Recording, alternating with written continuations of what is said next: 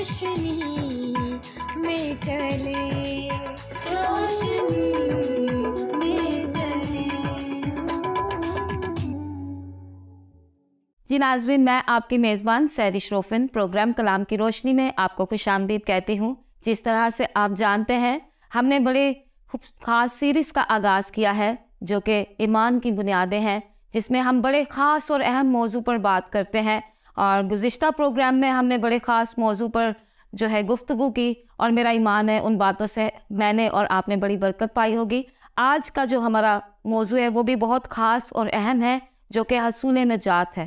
آج میرا ایمان ہے جو اس موضوع کے حوالہ سے ہم باتیں کریں گے، جو گفتگو ہوگی، ان سے میں اور آپ برکت پانے والے بنیں گے۔ آج ایک بار پھر میرے ساتھ محترم عالی جناب پادری عزیز انور ہیں۔ پادری صاحب، میں آج کے پروگرام میں آپ کو خوش آمدید کہتی ہوں۔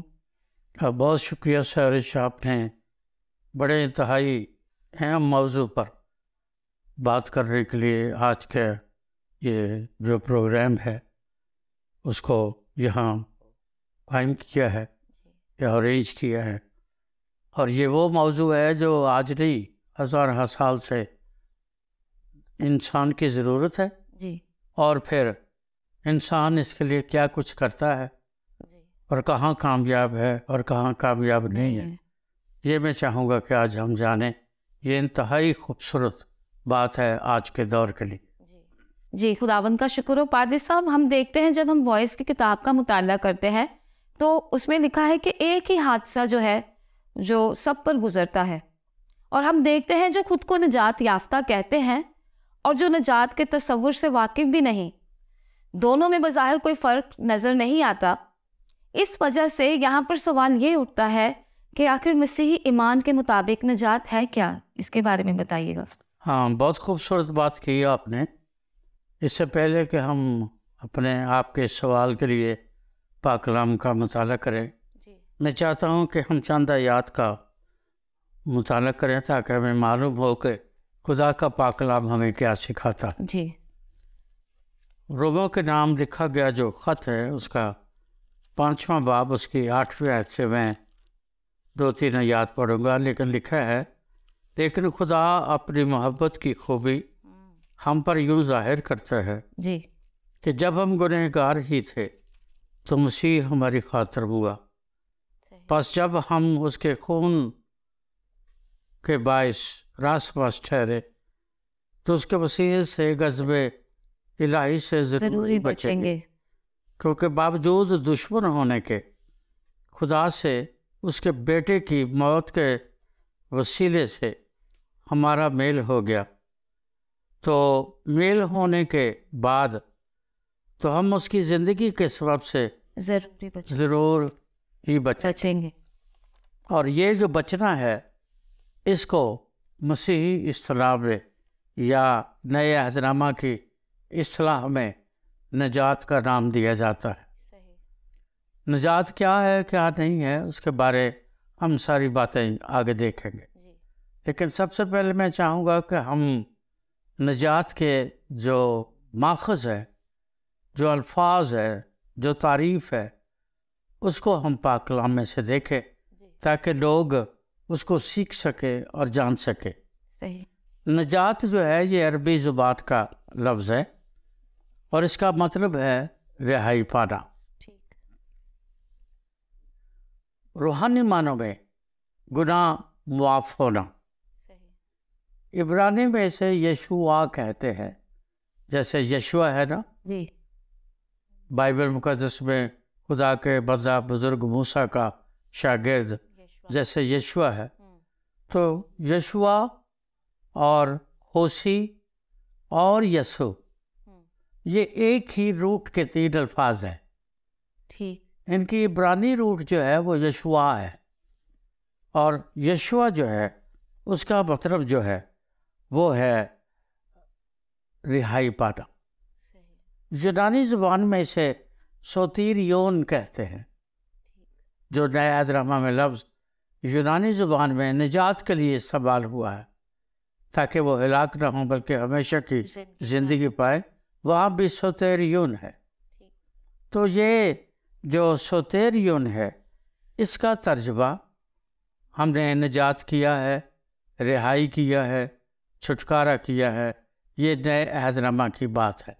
لیکن دونوں عہد ناموں میں، عہد عتیق میں اور عہد جدید میں، یہ جو نجات ہے یہ پہلے کتاب سے یعنی پیدائش کی کتاب سے اس کا آغاز ہوتا ہے، وہ میں بعد پہ آپ کو بتاؤں گا۔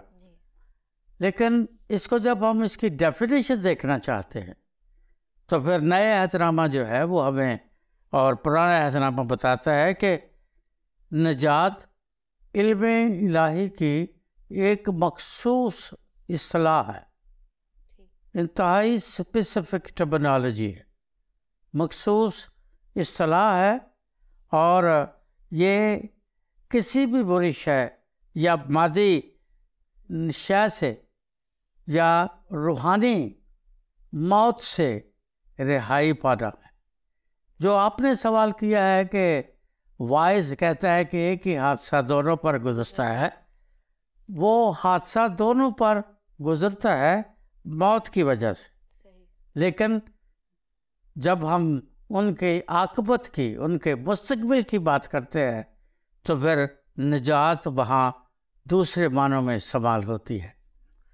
یعنی روحانی معنوں میں نجات وہ کل طریقہ ہے جس کے وسیلے سے انسان ان باتوں سے رہائی پاتا ہے جو اسے خدا کی اعلیٰ ترین برکات سے لطف اندوز ہونے سے روکتی ہے، اور ان برکات سے لطف اندوز ہونے کا نام ہی نجات ہے۔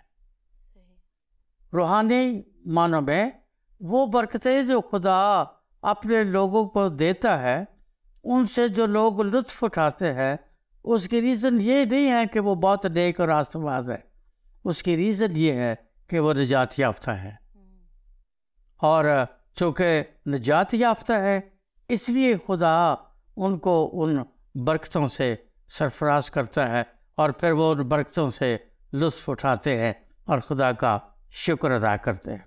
لیکن نجات میں جو بنیادی خیال یشوع یا سوتیرین میں ہے، اس کے لیے جو نئے عہد نامہ میں یا بائبل مقدس میں جو اس کے تراجم کیے گئے ہیں، ان تراجم میں پہلی بات یہ ہے کہ جنگ میں شکست سے رہائی پانا، خروج 15واں باب اس کی دوسری آیت۔ پھر لکھا ہے دکھوں سے رہائی پانا، زبور 34 اور اس کی 6 آیت۔ پھر ہے دشمنوں سے رہائی پانا، یہ دوسرا سیموئیل اس کا 3واں باب۔ پھر ہے تشدد سے، جو کوئی آپ پر کر رہا ہے، خواہ وہ دشمن ہے، خواہ کوئی بھی ہے، ابلیس ہے، انسان ہے، جو آپ پر تشدد کر رہا ہے، اس تشدد سے رہائی پانا یہ نجات ہے۔ تو یہ اپنا دوسرا سیموئیل 22ویں باب میں یہ حوالہ، میں 7 حوالے اس لیے بتا رہا ہوں تاکہ سننے والے، پڑھنے والے ان کو نوٹ کرے، اور جو میں کہہ رہا ہوں وہ ان کو پتہ چلے۔ پھر ہے ملامت سے رہائی پانا، اور یہ زبور 57 کی 5ویں آیت میں ہے، 3 آیت پہ۔ پھر ہے جناب وطنی سے رہائی پانا، اور جناب وطنی سے زبور 106 میں یہ ہے۔ پھر آخری جو 2 باتیں ہیں وہ ہے گناہ سے رہائی پانا، اور حزقیل اس کا 36واں باب 29ویں آیت میں وہاں گناہ سے رہائی پانے کو نجات کہا گیا ہے۔ اور آخری بات جو آپ نے وائز کے مطابق کہی وہ ہے موت سے رہائی پانا، اور موت سے زبور 6 اس کی 4 آیت میں یہ بات واضح طور پر لکھی ہے کہ جو خداوند میں ایماندار ہوتے ہیں ان پر موت نہیں ہوتی، اور اسی کو مقدس پولس نئے عہد نامہ میں بیان کرتے ہیں کہ اب جو مسیح یسوع میں ہے اس پر سزا کا حکم نہیں۔ سزا کیا ہے؟ بعض اوقات لوگ اس سزا کو نہیں جانتے، وہ سمجھتے ہیں کہ ہم بیمار ہو گئے ہیں، ہمیں نقصان ہو گیا ہے، ہمیں گھاٹا پڑ گیا ہے بزنس میں، ہمارے رشتے ناطے خراب ہو گئے ہیں، ہم اپنے امتحانوں میں فیل ہو گئے ہیں، یہ سزا ہے۔ ایسا نہیں ہے۔ ایسا نہیں. جب ہم خدا کی نافرمانی کرتے، کفارے کے بارے میں نے آپ کو بیان کیا تھا کہ جب ہم خدا کی پاکیزگی کو ٹھیس پہنچاتے ہیں تو پھر خدا جو ہے ہم اس کے خلاف گناہ کرتے، اور اس گناہ کی مزدوری خدا نے آدم سے کہا جس سے تو نے کھایا تو مرا. بائبل میں لکھا ہے گناہ کی مزدوری موت ہے. اس لیے اگر گناہ کی مزدوری موت ہے تو پھر گناہ گار بھی مرتا ہے، جیسے آپ نے کہا یا وائز نے کہا. اور جو گناہ گار نہیں ہے یا جو خدا کو جانتا ہی نہیں ہے وہ بھی مرتا ہے. خدا کے کلام کا طالب علم بھی مرتا ہے، اور جو خدا کا کلام کا طالب علم نہیں ہے وہ بھی مرتا ہے. لیکن دونوں پر موت کا حادثہ گزرتا ہے.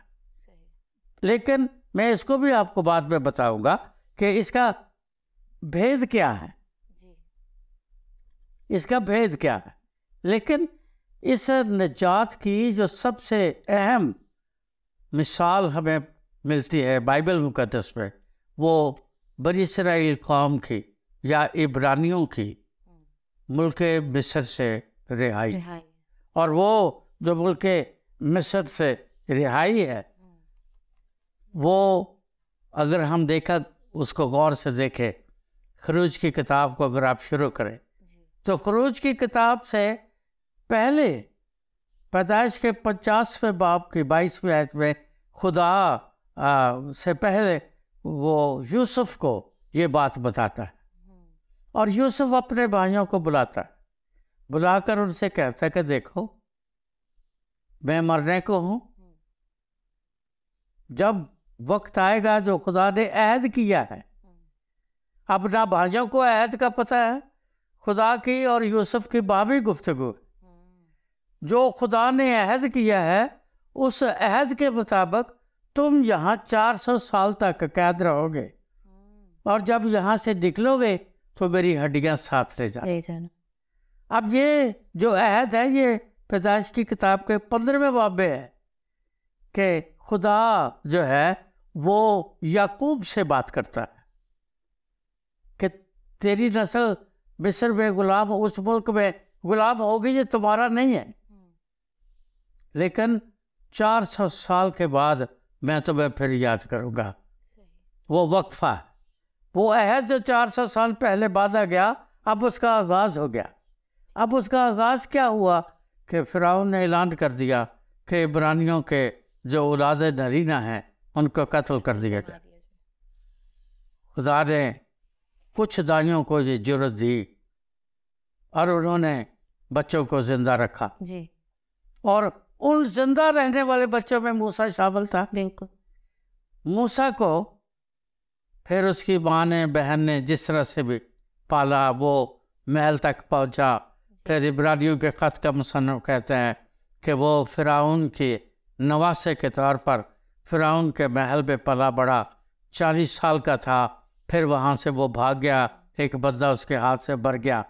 پھر وہ 80 سال کا تھا جب جھاڑی میں خدا نے موسیٰ سے بات کی، اور نجات کا وہ عہد جو ابراہیم سے 480 سال پہلے باندھا گیا تھا اس کی امپلیمنٹیشن شروع ہو گئی. پھر اس نے موسیٰ سے کہا کہ میں نے اپنی قوم کے آہ و نالہ کو سن لیا ہے، تو وہاں جا. موسیٰ نے لیت و لال سے کام لیا، وہ نہیں جانا چاہتا تھا. اس کے ذہن میں شاید سب سے بڑا ڈر یہ تھا کہ میں فرعون کے نواسے کے طور پر پلا ہوں، اب میں لوگوں کو پتہ ہے میں عبرانی ہوں، میں نے ایک مصری کو قتل کر دیا ہے، اب پتہ نہیں میں واپس جاؤں گا میرا کیا حال ہوگا. اس نے لیت و لال سے کام کیا، بڑے بہانے بنائے، پر خداوند نے اسے، اگر آپ کبھی اس کو پڑھے خروج کی کتاب کو، تو خداوند نے اسے 18 دفعہ کہا میں تیرے ساتھ ہوں. اور پھر اس نے کہا کہ میں کیا، آخری سوال کہ میں کیا بتاؤں گا، مجھے کس نے بھیجا ہے، مجھے تو تیرے نام کا ہی نہیں پتا. اس نے کہا میرا نام عبرانی میں یہ ہے، جس کا ترجمہ بائبل میں جو ہے وہ ہے میں جو ہوں سو میں ہوں. بہرحال وہ وہاں گیا اور وہاں 10 آفتیں آئیں. 10ویں آفت کیا تھی کہ گھر پیچھے ایک برا لینا اور اس برے کا لہو ایک بیسن میں، چلمچی میں، برتن میں اکٹھا کر لینا. وہاں لکھا ہے کہ اس کا جو لہو ہے اس کو اپنے دروازے کی چوکھٹ پر اور بازوؤں پر لگا دینا. جب موت کا فرشتہ وہاں سے گزرے گا تو وہاں لفظ یہ ہے جس گھر کے باہر وہ نشان ہوگا موت کا فرشتہ اس گھر کو چھوڑ دے گا. وہاں یہ نہیں لکھا کہ جس اسرائیلی یا عبرانی یا مصری، بغیر کسی تفریق کے اس نے کہا جس گھر کے باہر وہ نشان ہوگا. وہ نشان کیا ہے؟ آپ دیکھیں، یہ اس کا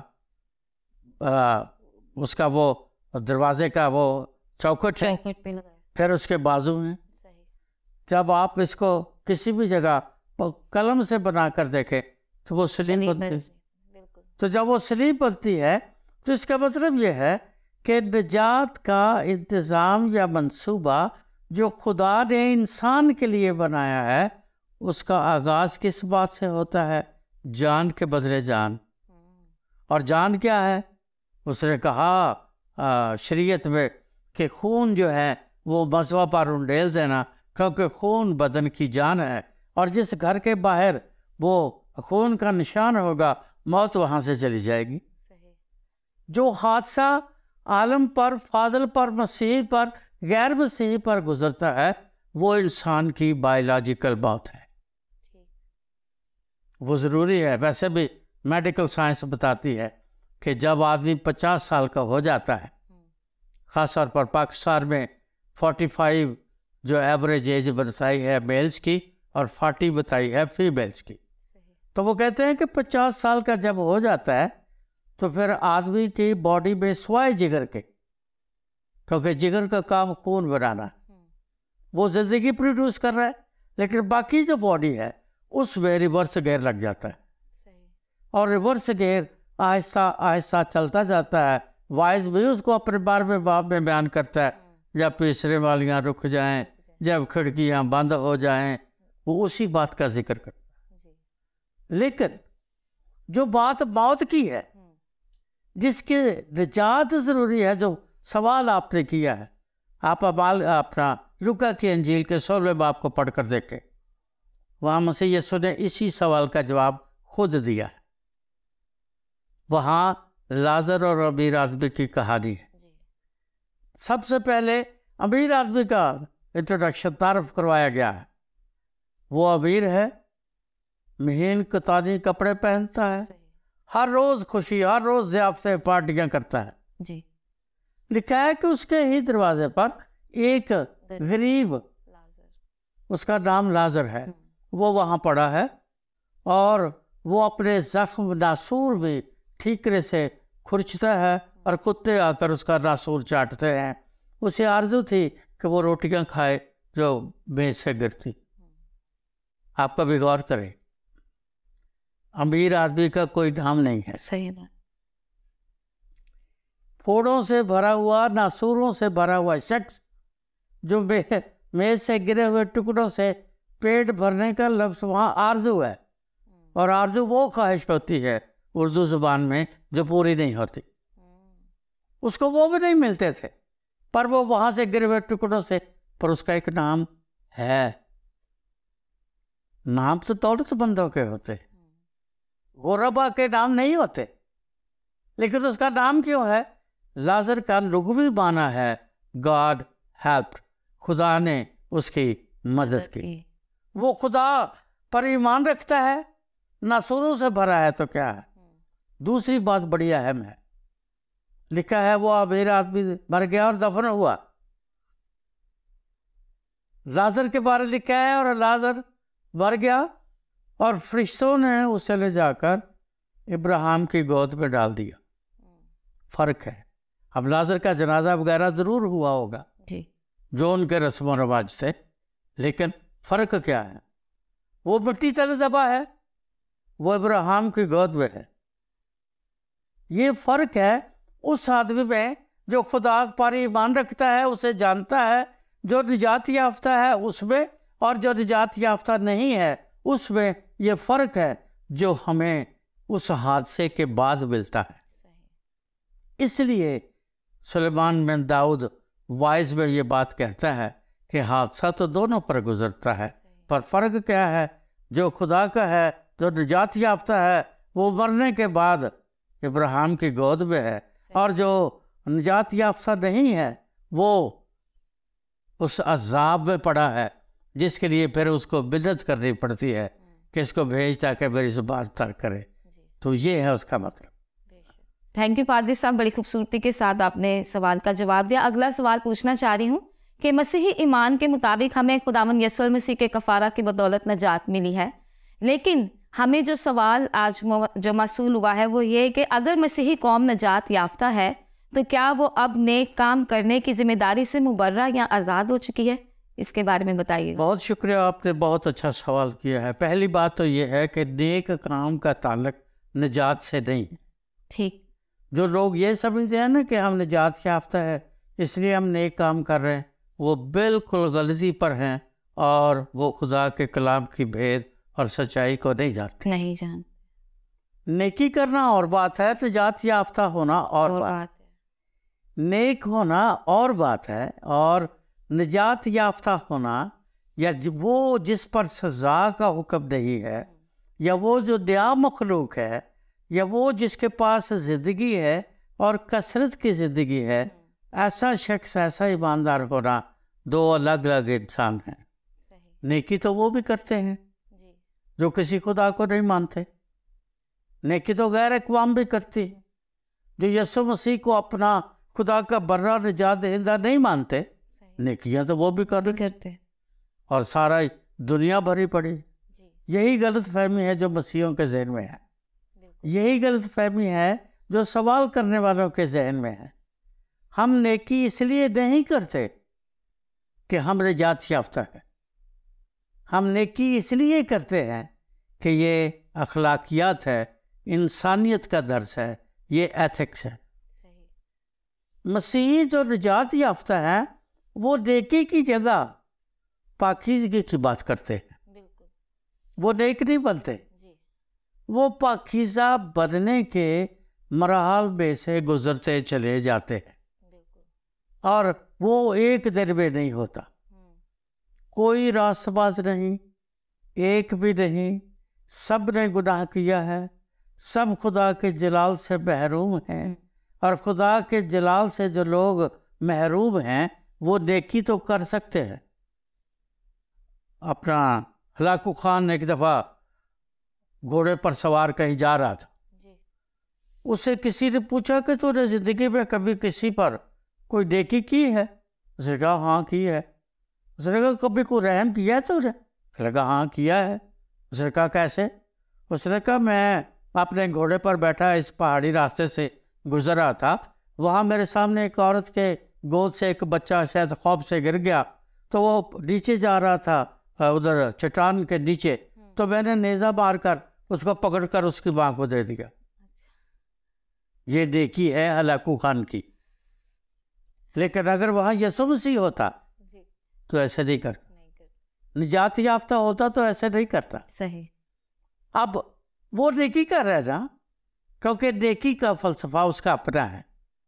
بات یہ ہے کہ جو نجات یافتہ ہے وہ نیکی کی بات نہیں کرتے، وہ پاکیزگی کے لیے جستجو کرتے، جو زندگی کی آخری سانس تک چلتی رہتی ہے۔ لازر کے بارے کہیں نہیں لکھا کہ اس نے 40 سال ان ناسوروں میں گزارے اور پھر وہ نیک ہو گیا، کہیں نہیں لکھا۔ ایوب نے اپنا سب کچھ دے دیا اور وہ پاک ہو گیا، لازر پاک ہو گیا، نیک نہیں ہو گیا۔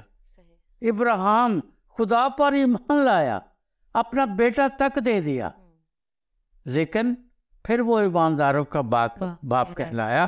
نیکیاں تو وہ جوانی سے کرتا آ رہا تھا، نیکیاں تو اس کی بائبل بھری پڑی ہے۔ اگر آپ 12ویں باب سے پیدائش میں پڑھنا شروع کریں تو نیکیاں تو ابراہیم کی بھری پڑی ہے، لیکن بات پاکیزگی ہے، اور پاکیزگی جو ہے یہ ان لوگوں کے ورثے پہ ملتی ہے، या उन लोगों को मिलती है जो निजात याफ्ता है।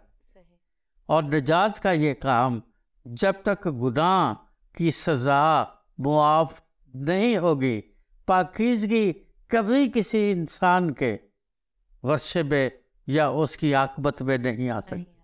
इसलिए ज़रूरी ये है कि हम नेकियां ज़रूर करें, पर उससे बढ़कर ये है कि हम अपने गुनाह की सज़ा से निजात या रिहाई या मखलसी पाने की तगदो करे, जस्तजू करे, और वो भी वो जो हमें खुदा जो सिखाता है, जो इंसान सिखाते हैं, जो हमारे दुनिया के लोग सिखाते हैं, जो टीचर्स सिखाते हैं। मैं उनको बुरा नहीं कह रहा, मैं उनको रद्द नहीं कर रहा। स्कूल, कॉलेज, यूनिवर्सिटी, सेमिनरीज, पासबान, खुदा के खादम, ये सारी बातें अपनी जगह, इनकी एक बेहद अहमियत है, लेकिन असूल वो जो बाइबल सिखाती। निजात हमारी उस कलाम में है जो हमें बाइबल सिखाती। और बाइबल में क्या है? खुदा ने दुनिया से ऐसी मोहब्बत रखी कि उसने अपना इकलौता बेटा बख्श दिया ताकि जो कोई उस पर ईमान लाए हिलाक ना हो, बल्कि हमेशा की जिंदगी पाए। नेकियां करने वाले भी मर जाते हैं पर इब्राहिम की गोद नहीं मिलती। पाकीज़गी वाले मर जाते हैं, सारी जिंदगी फोड़ों में गुजार देते हैं, पर इब्राहिम की गोद मिलती है, क्योंकि पाक कलाम में यूहन्ना ही कहता है अपने पहले खत में, जिसके पास बेटा है उसके पास जिंदगी है। और पौलुस कहता है उस पर सजा का हुक्म नहीं, फिर कहता है वो नया मखलूक है, और तो जो नया मखलूक है फिर उस पर मौत का हादसा तो गुजरेगा, पर वो आकबत में इब्राहिम की गोद का वारिस होगा। ये है, इसलिए नेकियां ये नहीं कि हमारे नाम में लिख दी गई है, इधर कोई सवाब का मसला नहीं है। मसीह ज़िंदगी का ताल्लुक किसी सवाब से नहीं है। मसीह ज़िंदगी का ताल्लुक है जो बोओगे काटोगे। थैंक यू पादरी साहब, इस सवाल का भी आपने बड़ी खूबसूरती से जवाब दिया है। यकीनन नाजरीन, आज के एपिसोड से आपने बड़ी बरकत पाई होगी, और अगर आपके जहन में कोई सवाल हो इस एपिसोड के मुतल्लिक, या कोई भी आप फीडबैक देना चाहते हैं, तो आप स्क्रीन पर दिए गए नंबर पर हमसे रब्ता कर सकते हैं।